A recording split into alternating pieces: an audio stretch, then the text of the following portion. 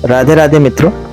Last blog जो मैंने मेहंदीपुर बालाजी का बनाया था, तो उसी के बाद का ये वीडियो है। हम मेहंदीपुर बालाजी के दर्शन करने के बाद वृंदावन गए थे, और वृंदावन में हमें मेन बांके बिहारी जी के दर्शन करने थे। तो उसके लिए सभी परिवार का इच्छा थी कि हम लोग जाए वृंदावन और वहाँ पे बांके बिहारी जी के दर्शन करें। मेहंदीपुर बालाजी से लेके वृंदावन तक का रास्ता काफ़ी बढ़िया है। किसी भी तरह की हम लोग को कोई भी असुविधा नहीं हुई, और हमारी फैमिली भी काफ़ी एंजॉय कर रही थी। वृंदावन नगरी में हम लोग ने प्रवेश कर लिया है, और कान्हा जी की आकृतियाँ अभी से देखने को हम लोग को मिलने लगी हैं। पूरा ये पुल है जो फ्लाईओवर है, कितनी सुंदर चित्रकारी से रंगा हुआ है। और ये वेद विहारी धर्मशाला है जहाँ हम लोग रुके थे। काफ़ी खूबसूरत धर्मशाला है।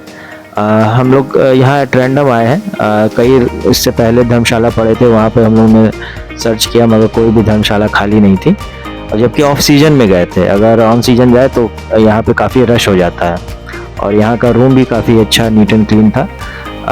चेक इन के बाद मैंने यहाँ का वीडियो शूट किया था, इसलिए सामान थोड़ा अस्त व्यस्त है। रूम मतलब 2 रूम लिए थे हम लोग ने, काफ़ी बढ़िया रूम थे। 1500 रुपये पर नाइट के हिसाब से हमें दिया था, और इसका कोई उन्होंने चार्जेस ऐसे डायरेक्ट लिया था। उसके लिए उन्होंने पर्ची काटी थी कि आप दान कर सकते हैं, हम ऐसे डायरेक्ट पैसे नहीं आपसे ले सकते। और काफ़ी सुंदर मंदिर इसी धर्मशाला में वेद विहारी जी का। और यहाँ पे ये शिवलिंग जी हैं, ओम नमः शिवाय, काफ़ी बड़ा शिवलिंग। यह है कि आप यहाँ पे रहेंगे तो आप रोज नहा के आके मंदिर में दर्शन कीजिए। उसके बाद वृंदावन में अलग अलग जो भी अन्य स्थान है मंदिर के, वहाँ आप दर्शन करने जा सकते हैं। मेरी छोटी बेटी साल भर की थी, वो भी काफ़ी खुश है, और उसने भी सभी भगवानों के दर्शन किए हाथ जोड़ के और प्रार्थना की।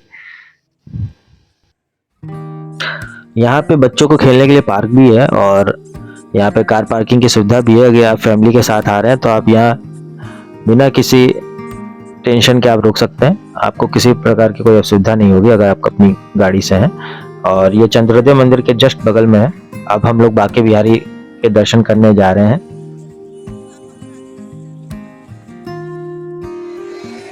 ये है बांके बिहारी मंदिर का दृश्य। ये फरवरी माह का है, जो कि ऑफ सीजन कहा जाता है। यहाँ पे देखा जाए तो बहुत ही असुविधा हुई हम लोग को, किसी प्रकार के कोई लाइन की व्यवस्था नहीं थी।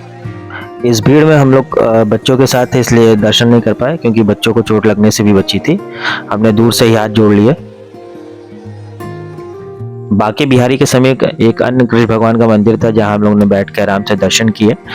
और वहां बांके बिहारी जी के लिए तो मैं ये कहना चाहूँगा, सरकार को यहाँ पे भी कॉरिडोर की व्यवस्था करनी चाहिए, या एक लाइन की व्यवस्था हो जिसमें लोग धक्का मुक्की ना करे। कम से कम बच्चों के साथ लोग दर्शन कर सकें, वरना वहाँ बच्चों के साथ दर्शन करना बहुत ही मुश्किल है। ये इस्कॉन मंदिर का दृश्य है। हम लोग फिर इस्कॉन मंदिर गए, जहाँ पे हम लोग ने एक अद्भुत नज़ारा देखा। जो बांके बिहारी में जो कसर रह गई थी कि दर्शन नहीं कर पाए, मन में यह था कि बच्चे नहीं खुश थे, बच्चे रो रहे थे, यहाँ बच्चों ने बहुत आनंद किया।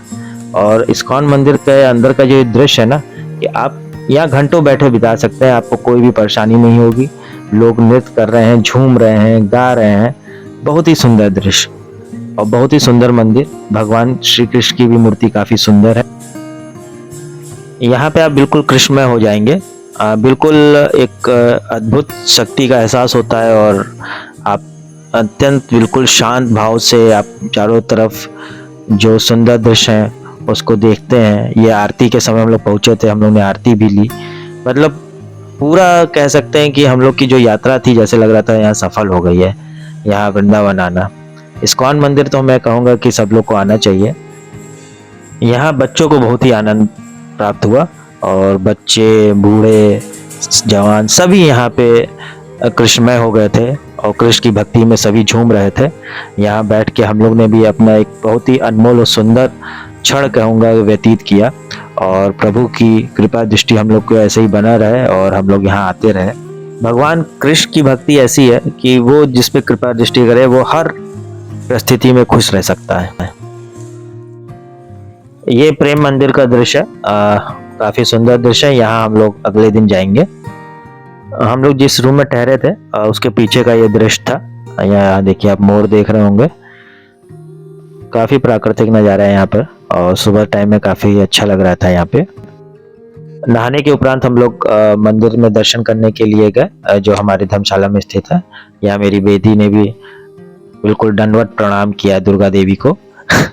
ये बहुत ही मतलब मैं कहूँगा कि बिल्कुल धार्मिक प्रवृत्ति की बच्ची है, जहाँ भगवान जी को देखती तुरंत हाथ जोड़ लेती है। और ये मेरे प्रभु श्री राम, और यहाँ पे है राधे कृष्ण की मूर्ति, बहुत ही सुंदर मूर्ति है। ये मूर्तियां देख के ऐसा लगता है कि शिल्पकारों को भगवान विश्वकर्मा का आशीर्वाद प्राप्त है। मूर्तियों को देखते ही लोग भक्ति भाव में डूब जाते हैं। यहाँ के उपरांत हमें निधिवन जाना है। ये हम लोग अब निधिवन पहुंच चुके हैं। निधिवन में हम लोग आश्रम से ऑटो करके आए थे, क्योंकि ये निधिवन या बाकी बिहारी आप अपने साधन से नहीं जा सकते हैं। और निधिवन में इस आप लोग ने यूट्यूब पे या न्यूज़ चैनल में काफ़ी इस वन के बारे में सुना होगा कि यहाँ रात में या शाम के बाद कोई भी नहीं रुकता है। और यहाँ पे जितने ये पेड़ हैं ये गोपियाँ बन जाती हैं, और बीच में कृष्ण भगवान रहते हैं। वहाँ पे ये लोग ये सारे पेड़ नृत्य करते हैं, और जितनी भी शाखाएं हैं जमीन की ओर झुकी हुई है। यहाँ हम लोग ने भी नृत्य किया, काफ़ी आनंद आया, और ये कह सकते हैं कि एक अद्भुत नज़ारा था। और जितने भी यहाँ पे ये पेड़ हैं, ये मतलब इनकी जितनी भी मतलब आप देखेंगे तो जितने भी हैं कोई भी सब जमीन की तरफ ही झुके हुए हैं, कोई बिल्कुल स्ट्रेट नहीं खड़ा हुआ है। काफ़ी सुंदर दृश्य। और जो यहाँ पे रात में रुकने की कोशिश किया है तो अगले दिन उसे मृत पाया गया वहाँ पे। मित्रों, आप लोग को एक जानकारी देना चाहूँगा, अगर आप निधिवन जाते हैं, अगर आपको गाइड करना है तो आप गाइड कीजिए, मगर निधिवन निकलते ही उस गाइड को आप छोड़ दीजिए, वरना आप वो गाइड आप लोग को दो ऐसी जगह ले जाएगा जहाँ एक जगह तो चलिए मैं कहता हूँ कि ठीक है, क्योंकि पंडित जी ने अच्छी जानकारी दी, उनका स्वभाव व्यवहार बोलने का तरीका सब अच्छा था।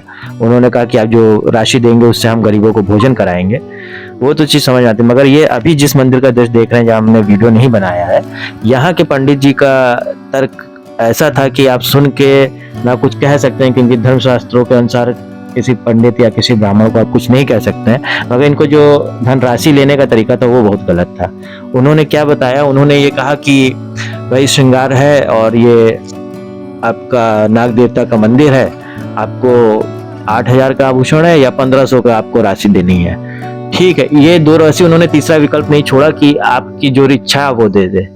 और साथ में ये कह दिया कि अगर आप राशि देते हैं और आप अगर परिवार का कोई सदस्य आपको टोकता है, क्योंकि उन्होंने सीधे मेरी पत्नी जी से दक्षिणा की मांग की थी कि अगर आप कोई टोकेगा तो उनको ऊपर वो जो नाग का वो श्राप लगेगा और ऋषि का श्राप लगेगा। तो इस तरह का डरा के धमका के पैसा लेना जो कि गलत है। इसलिए मैं सभी से रिक्वेस्ट यही करूंगा कि आप गाइड का सहारा मत लीजिए और खुद ही दर्शन कीजिए, जानकारी हासिल कर लीजिए, और किसी गाइड का सहारा लेने की जरूरत नहीं है, वरना कहीं ना कहीं आप लोग को आर्थिक क्षति पहुंच सकती है। लोक कथा अनुसार ये वो वृक्ष है जहाँ पे प्रभु श्री कृष्ण ने गोपियों के वस्त्र चुरा के हरण करके यहाँ पे रखे थे, और सामने चीर घाट है जहाँ पे लोग स्नान करते थे, और अभी भी स्नान करते हैं। समय के अभाव के कारण हम लोग वहाँ नहीं जा पाए। और ये है एक संग्रहालय, यहाँ अंदर तो नहीं गए, लोगों ने बताया यहाँ पे कलाकृतियाँ हैं जिनको लोग जाके देखते हैं। उसके बाद हम लोग श्री राधा वल्लभ मंदिर हम लोग आ गए। बहुत ही सुंदर दृश्य था मंदिर का, और बहुत ही अच्छे से हम लोग को यहाँ पे दर्शन हुए। यहाँ पे भीड़ काफ़ी थी, मगर बाकी बिहारी के तुलना में यहाँ पे भीड़ कम थी।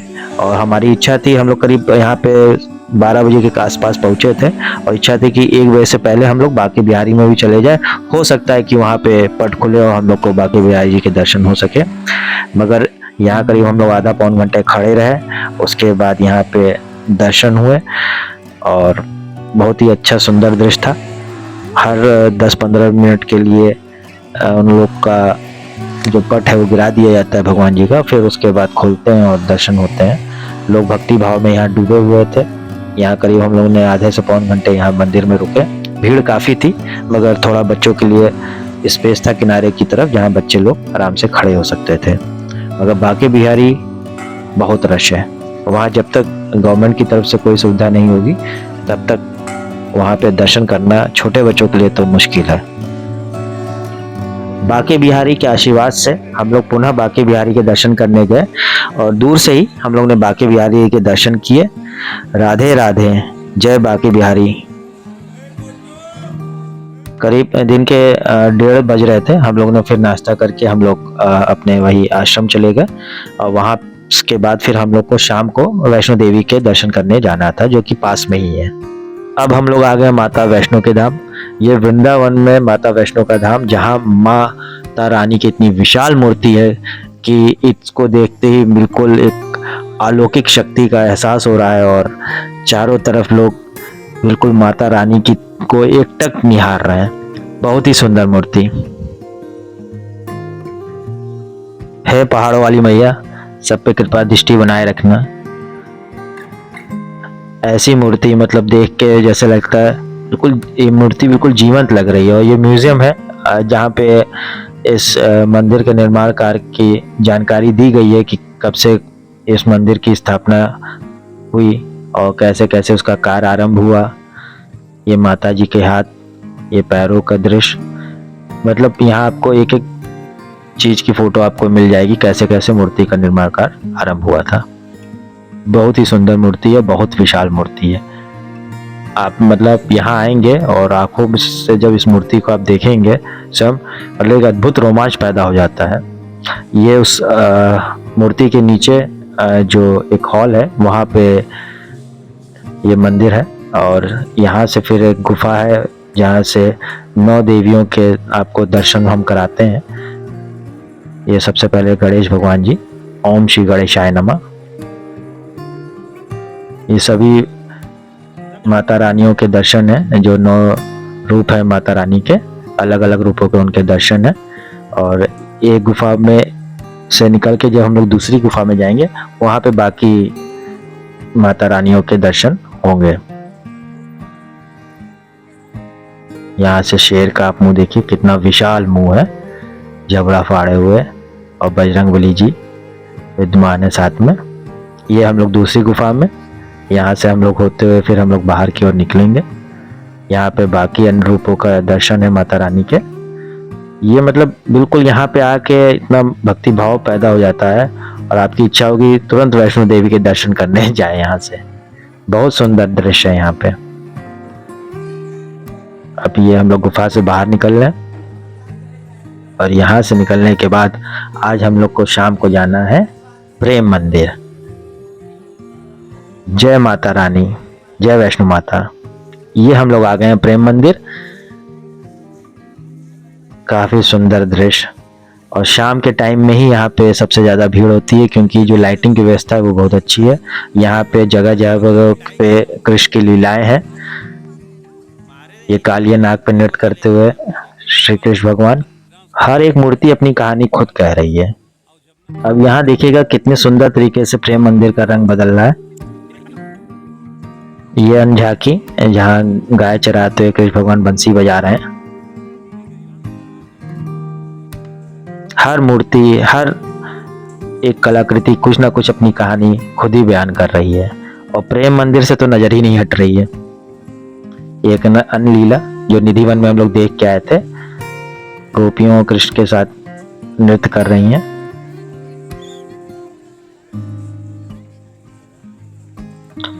और प्रेम मंदिर के चारों तरफ इस टाइप की झांकियां बनाई गई हैं और प्रेम मंदिर सेंटर में है।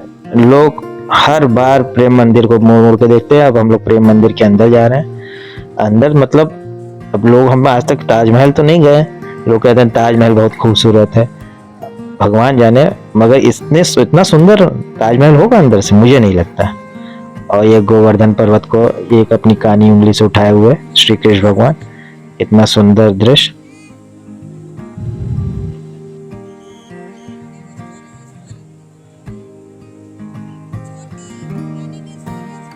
अब हम लोग प्रेम मंदिर में यह बाहर से झांकियां देखते हुए फिर हम लोग आज वृंदावन की जो यात्रा थी हमें यहाँ पे समाप्त करेंगे और कल सुबह हम लोग वृंदावन से लखनऊ की ओर प्रस्थान करेंगे। राधा कृष्ण झूला झूलते हुए, कितना सुंदर दृश्य है।